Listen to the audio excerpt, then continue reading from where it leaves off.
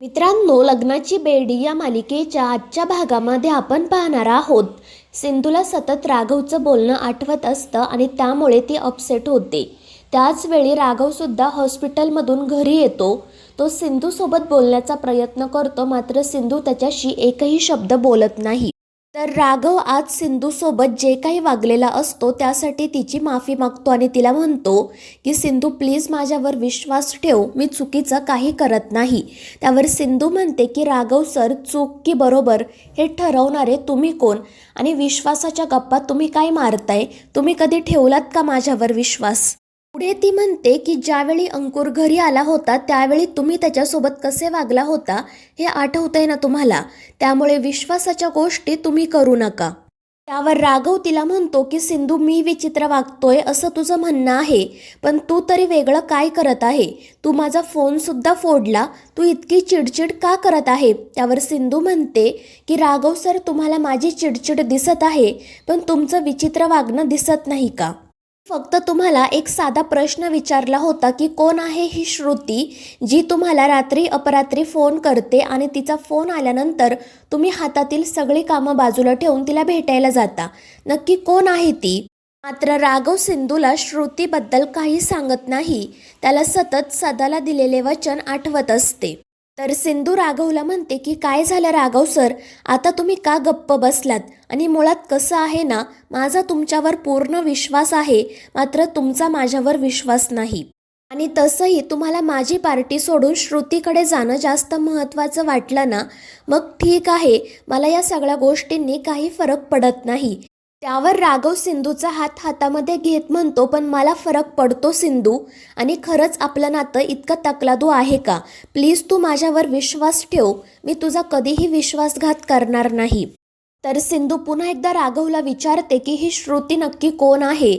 त्यावर राघव तिला सांगतो की सिंधू, मी तुला आत्ता याबद्दल काही सांगू शकत नाही, पण प्लीज माझ्यावर विश्वास ठेव, मी चुकीचं काही करत नाही आणि इतर कोणी समजून नाही घेतलं तरी चालेल मला, पण प्लीज तू मला समजून घे. त्यावर सिंधू म्हणते की ठीक आहे राघव सर, तुम्ही म्हणताय तर ठेवते मी तुमच्यावर विश्वास आणि योग्य वेळेची वाट बघते. आणि ते ऐकून राघवला खूप आनंद होतो आणि तो सिंधूचे आभार मानतो. त्यानंतर तो सिंधूला सांगतो की या सगळ्या गोष्टींचा परिणाम तुझ्या अभ्यासावर होऊ देऊ नको, तुझ्या अभ्यासाकडे नीट लक्ष दे. आणि तो सिंधूला प्रॉमिस करतो की मी उद्या तुझ्या फंक्शनसाठी नक्की येईल. त्यामुळे सिंधू खूप खुश होते आणि मनाशी म्हणते की राघव सर, आज पार्टीनंतर मला तुमच्यासोबत महत्त्वाचं बोलायचं होतं, पण ठीक आहे, पण आता मी तुम्हाला फंक्शनच्या दिवशी सांगणार आहे की मला फक्त तुमची मैत्रीण नाही तर बायको बनायचं आहे. त्यानंतर दुसऱ्या दिवशी सकाळी राघव हॉस्पिटलमध्ये जातो.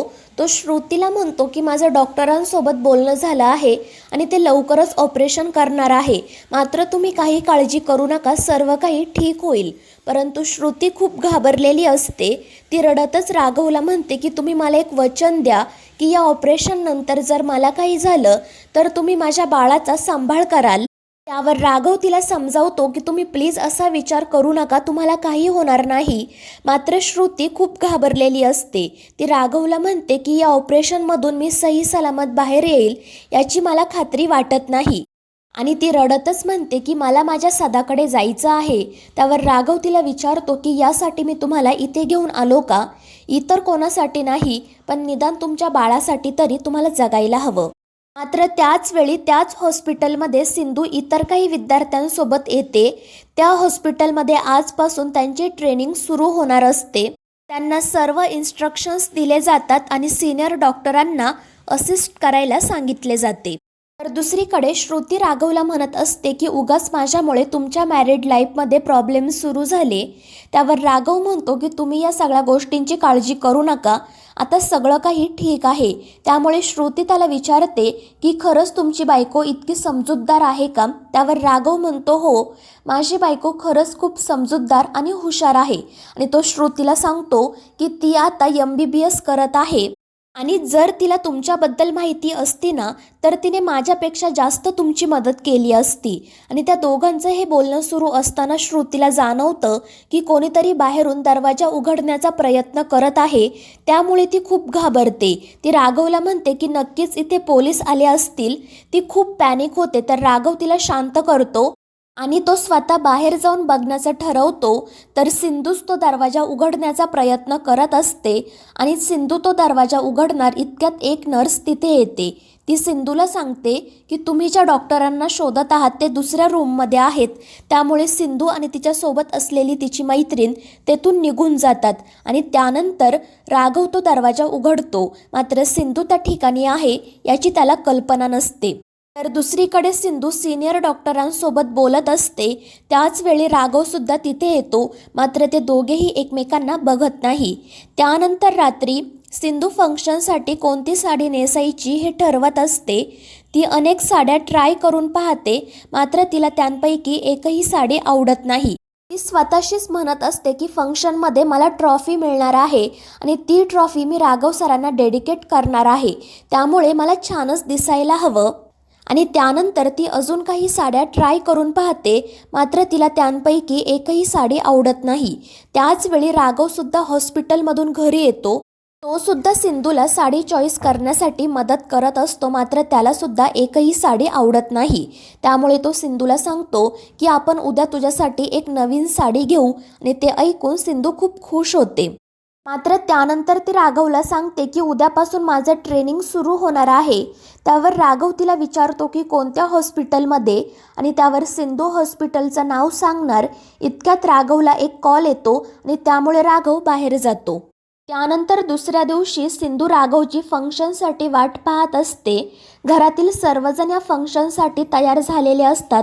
मात्र राघव अजूनपर्यंत घरी आलेला नसतो. त्यामुळे सिंधू काळजीत पडते. त्याचवेळी राणी तिथे येते आणि ती मुद्दाम सिंधूला विचारते की काय झालं, राघव अजूनपर्यंत घरी आला नाही का. मात्र त्यावर सिंधू काही उत्तर देत नाही. पण तरीही राणी सिंधूच्या मनात राघवबद्दल गैरसमज निर्माण करण्याचा प्रयत्न करत असते.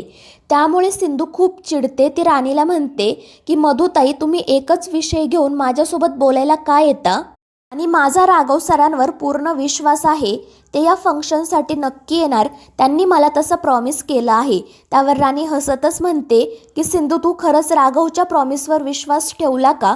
राघवला फक्त प्रॉमिस करता येतं, ते निभावता येत नाही. आणि त्याने माझ्यासोबत काय केलं हे तुला माहीत नाही का? आणि आता तो तीच गोष्ट तुझ्यासोबतही करत आहे. आणि मी तुला लिहून देते की राघव या फंक्शनसाठी नाही येणार. त्यावर सिंधू म्हणते की माझा राघव सरांवर पूर्ण विश्वास आहे. ते या फंक्शनसाठी नक्की येणार. तर राणी म्हणते पण जर राघव या फंक्शनसाठी नाही आला तर तो त्याच्या आयुष्यात मूव्ह ऑन झाला आहे असा त्याचा अर्थ होईल. तर मित्रांनो, या मालिकेच्या पुढील भागांमध्ये आपण पाहणार आहोत श्रुतीची तब्येत अचानक खूप बिघडते. डॉक्टर राघवला सांगतात की आम्ही फक्त आईला किंवा बाळाला वाचवू शकतो. तर दुसरीकडे सिंधू राघवची वाट पाहत असते. मात्र राघव फंक्शनसाठी येत नाही. त्यामुळे सिंधू खूप नाराज होते. तर मित्रांनो, या मालिकेच्या पुढील भागांच्या अपडेट्ससाठी आपल्या चॅनलला सबस्क्राईब करा.